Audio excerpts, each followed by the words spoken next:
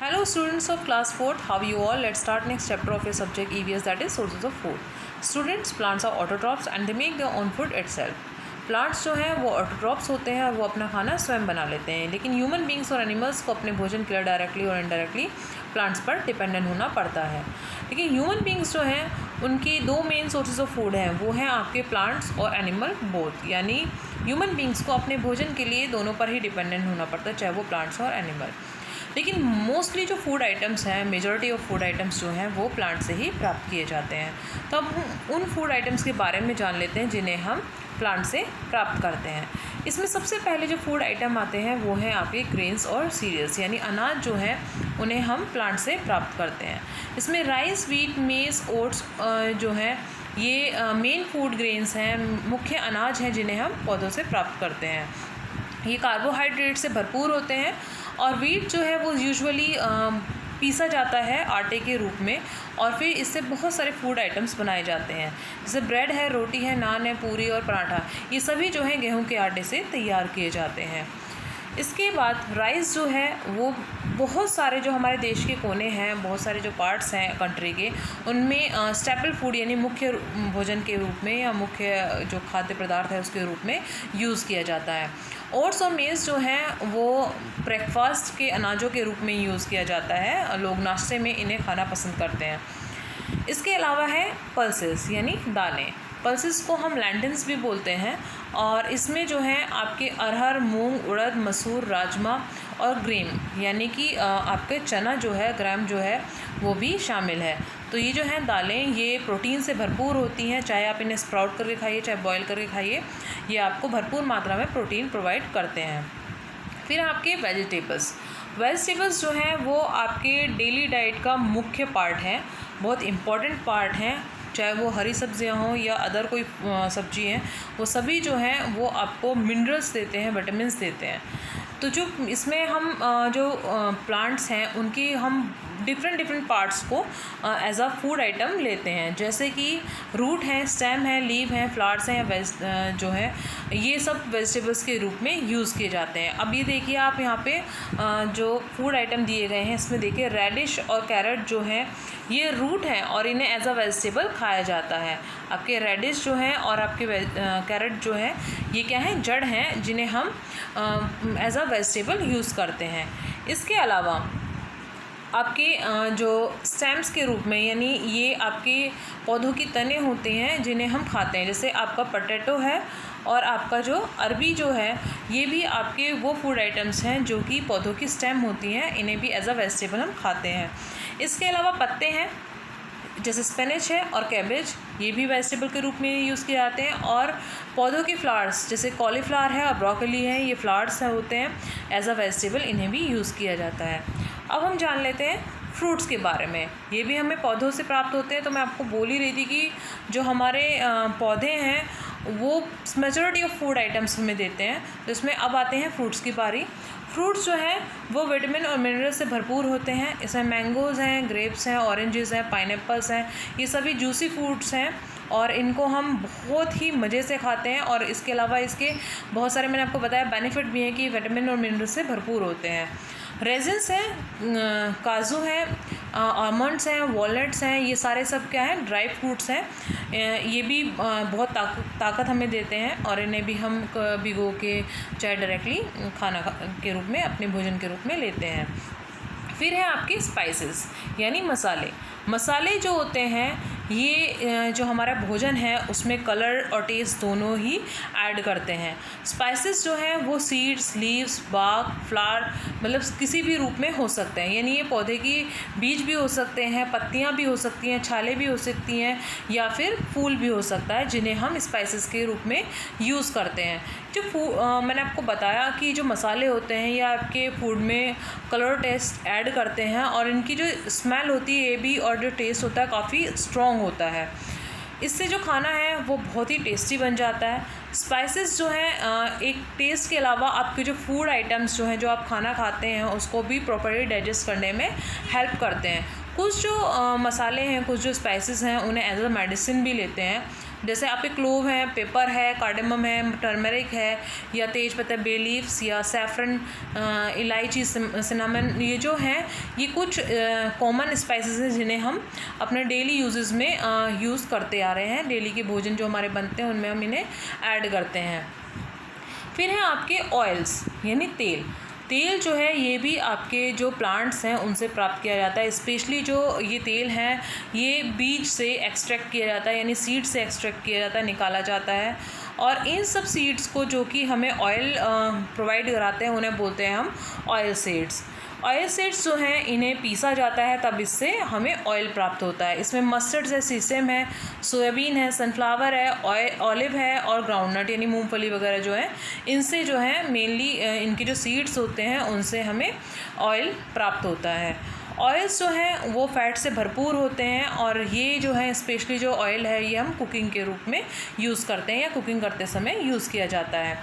इसके अलावा जो है ब्रिवरेजेस हैं जिन्हें हम टी, कॉफ़ी, अदर जो हमारे फूड आइटम्स हैं उसमें यूज़ करते हैं। तो मैंने आपको बताया ब्रिवरेजेस में कौन आता है, टी, कॉफ़ी और कोको। टी जो है ये पत्तियों से ली जाती है, यानी टी प्लांट्स होते हैं उनके पत्तों से चाय पत्ती या टी बनाई जाती है। टी जो है इसे क्वीन ऑफ बेवरेजेस भी कहा जाता है क्योंकि ये मोस्ट ऑफ द पीपल जो है कंज्यूम करते हैं। कॉफ़ी और कोको जो है ये सीड्स होते हैं बीन्स के या कॉफ़ी बीन्स के या कोको प्लांट के जो हैं ये बीज होते हैं जिनसे कॉफ़ी तैयार की जाती है। और जैसे आपके शुगर जो है, चीनी जो है, ये भी आपके शुगर के जो पौधे होते हैं उनसे तैयार किए जाते हैं। जैसे शुगर केन यानी गन्ने से आपकी चीनी तैयार की जाती है।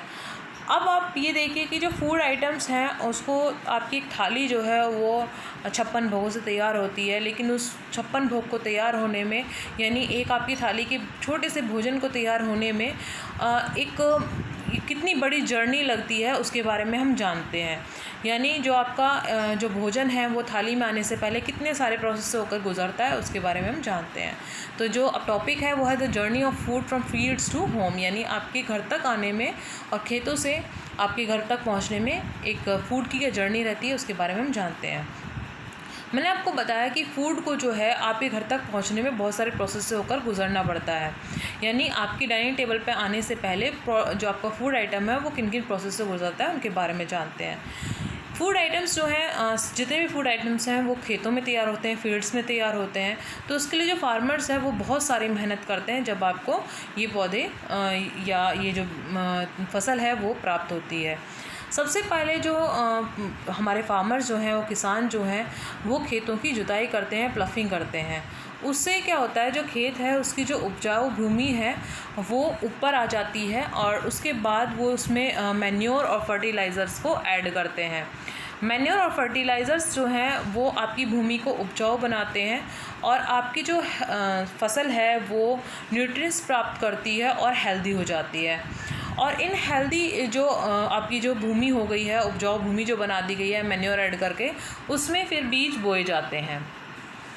बीज बोने के कुछ दिन बाद छोटी छोटी जो हैं पौधे निकल कर आते हैं जिनकी टाइम टू टाइम उन पर पेस्टिसाइड्स और जो फसल मैन्योर्स हैं या जो अदर जो क्या कहेंगे उन्हें फर्टिलाइज़र्स जो हैं वो उनमें ऐड किए जाते हैं। और टाइम टू टाइम मैंने आपको बताया इसमें इंसेक्टिसाइड्स और पेस्टिसाइड्स का यूज़ किया जाता है जिससे कि जो फसल में लगने वाले कीड़े हैं या अदर कीट जो हैं वो उनमें ना लग पाएँ। और समय समय पर इसकी इरिगेशन यानी सिंचाई की जाती है। पानी जितना पौधे को चाहिए होता है उस मात्रा में समय समय पर पानी जो है वो दिया जाता है सिंचाई के लिए। लेकिन एक फसल को जो है पकने में या तैयार होने में अबाउट 6 मंथ लग जाते हैं, 6 महीने तक लग जाते हैं। और जब वो फसल तैयार होती है पककर तो उसको हार्वेस्ट करने का यानी उसकी कटाई करने का समय आ जाता है। कटाई करने के बाद उन जो पौधे हैं उनमें जो बीज हैं, बीज को हस्क से अलग किया जाता है, स्टॉक जो है वो अलग किया जाता है, छिलके को अलग करते हैं, तब हमें अनाज प्राप्त होता है। उस अनाज को जो है छिलके और जो उनके हस्क हैं उनसे अलग करने के लिए जो प्रोसेस है वो है थ्रेसिंग, यानी थ्रेसिंग के द्वारा जो स्टॉक है वो उससे अलग होता है और हस्क को यानी कि जो भूस होता है उसको उससे अलग करने के लिए, भूसे को अलग करने के लिए विनोइंग का प्रोसेस किया जाता है, जिससे कि आपके फूड ग्रेन्स अलग हो जाते हैं और जो उसका स्टॉक है वो उससे अलग हो जाता है। ये सारा जो प्रोसेस है ये तेज़ हवा में स्पेशली किया जाता है, विनोइंग जो प्रोसेस है इसे कहते हैं। और जो आपके जितने भी फूड आइटम्स हैं उसके बाद ये पैक किए जाते हैं और मंडी तक पहुंचाए जाते हैं। फिर ये मंडी जो है ये आपके रिटेलर्स को प्रोवाइड कराती है और रिटेलर्स से जाकर आप अपने सब्जियों को लेते हैं। तो ये जो प्रोसेस है उसके बाद ये जो आपकी गेहूं है या अनाज है या दालें हैं, ये डिफरेंट फूड आइटम्स बनने के लिए अलग अलग फैक्ट्रीज़ में जाते हैं, जिनसे कि आपको उन्हीं दालों से बने डिफरेंट फूड आइटम्स जो हैं वो प्रोवाइड किए जाते हैं। फिर है कुछ फूड आइटम्स जो कि आप एनिमल से प्राप्त करते हैं। एनिमल से प्राप्त होने वाले फूड आइटम्स देखिए, सबसे पहले है उसमें मिल्क। दूध जो है वो भी हम जानवरों से प्राप्त करते हैं, चाहे वो काऊ हो, बफेलो हो, गोट हो, बकरी, भैंस या गाय, हम इनसे दूध को प्राप्त करते हैं। और डेज़र्ट एरिया में जो है कैमल्स जो हैं वो भी मिल्क देते हैं। और मिल्क जो है वो कंप्लीट फूड में आता है, यानी ये जितने भी विटामिन्स, मिनरल्स, प्रोटीन, ये सारे जो हमारे एक खाने में कंप्लीट जो विटामिन्स और मिनरल्स का जो डाइट है वो प्रोवाइड करता है, वो मिल्क कंप्लीट फूड में आता है। इसके अलावा एग्स जो हैं वो हमें फूड आइटम्स जो हैं एनिमल से मिलते हैं, चाहे वो हैन हो चाहे डक हो, वो हमें एग के रूप में फूड आइटम प्राप्त कराते हैं। एग्स जो हैं वो हाईली न्यूट्रिशियस होते हैं, तो जो लोग एग खाते हैं वो उनका कहते हैं ना अच्छा फूड है वो भी उनके लिए, और जो कि उन्हें सारे जितने भी प्रोटीन्स और विटामिन्स की जो पूर्ति है वो कराता है। मीट जो है ये भी फूड आइटम्स में आता है, जो कि एनिमल्स और जो डक्स हैं या बर्ड्स हैं उनसे प्राप्त होते हैं। और मीट जो है वो प्रोटीन से भरपूर होता है, और कुछ जो एरियाज़ हैं उनका जो मेन फूड है वो एनिमल पर ही डिपेंडेंट होता है। तो इन्हें जो ये लोग खाते हैं ये भोजन, जो वेजिटेरियंस यानी कि जो वेजीज़ खाते हैं उनसे अलग जो फूड आइटम जो खाते हैं उन्हें कहते हैं हम नॉन वेजिटेरियंस, यानी नॉन वेज खाने वाले व्यक्ति को हम बोलेंगे नॉन वेजिटेरियंस। इसके अलावा हनी जो है, हनी बी से प्राप्त होता है, मधुमक्खी से प्राप्त होता है, और ये भी काफ़ी न्यूट्रिशियस फूड है और जिन्हें जो है बच्चे बड़े शौक़ से खाते हैं। तो ये जितने भी फूड आइटम्स थे, चाहे वो हमें एनिमल्स से मिले हों चाहे प्लांट से, सभी जो है हमारी बॉडी की जो ग्रोथ है उसको करने में, उसको पूरा करने में ये सब हमें हेल्प करते हैं। तो स्टूडेंट्स, चैप्टर का एंड हुआ, आप थोड़ा और समझने की कोशिश कीजिएगा, और जो भी जहाँ भी आपको प्रॉब्लम आती है वो हम अपने नेक्स्ट जो वीडियो आती है उसमें उसको सॉर्ट आउट करेंगे। बाकी जितनी भी एक्सरसाइजेस चैप्टर से रिलेटेड दी गई हैं उन्हें आप करने की कोशिश करेंगे। जहाँ आपको दिक्कत आती है उसे आप नेक्स्ट वीडियो में मुझसे पूछ सकते हैं। Till that, bye.